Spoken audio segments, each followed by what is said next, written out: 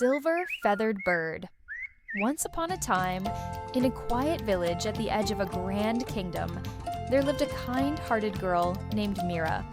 She and her grandmother wove baskets from willow branches, selling them in the marketplace to buy food. Though they were poor, Mira was always happy, finding joy in the golden fields and singing with the birds. One day, as Mira walked through the forest to gather reeds, she heard a soft chirping sound. Following the sound, she found a tiny bird trapped beneath a thorny vine.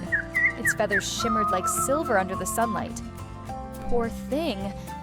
Let me help you," Mira said gently, freeing the bird from the thorns. As soon as the bird was free, it flapped its wings and landed on her shoulder. "You have saved me, kind Mira," the bird spoke in a tiny musical voice. "As a token of gratitude, I will grant you one wish each day. But remember, kindness makes wishes powerful, while greed makes them weak." Mira could hardly believe her ears. That evening, she whispered, "I wish for fresh bread for grandmother and me." Instantly, a warm loaf of bread appeared before her.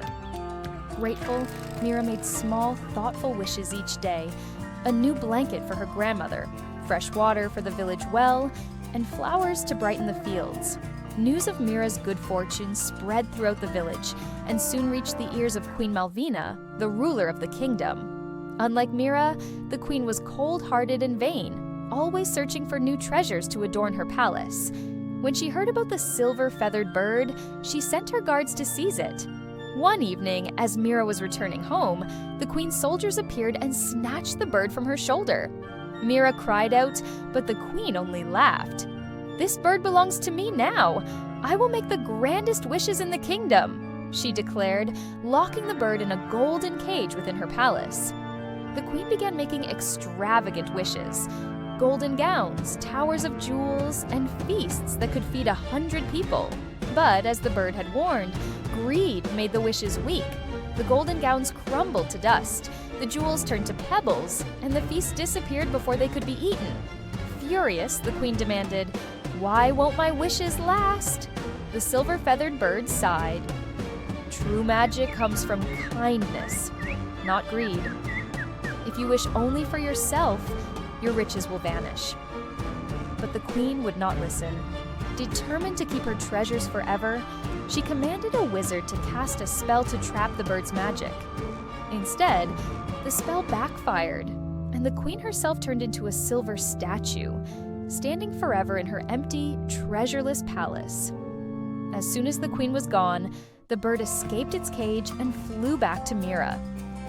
"The palace no longer has a ruler," it said. "A new leader must be chosen, one who understands kindness." The villagers gathered, and to Mira's surprise, they all agreed she should be the new queen. Though hesitant at first, Mira accepted, vowing to rule with wisdom and compassion. She opened the palace doors to the poor, shared the treasures among the people, and made sure no one went hungry again. The silver-feathered bird stayed by her side, granting small wishes, not for greed, but for the good of all. And so, the kingdom flourished, not because of magic, but because of the kindness that lived in the heart of its new queen. And from that day on, Mira was known as the Queen of the Silver Feather, a ruler whose greatest wish was to bring happiness to others.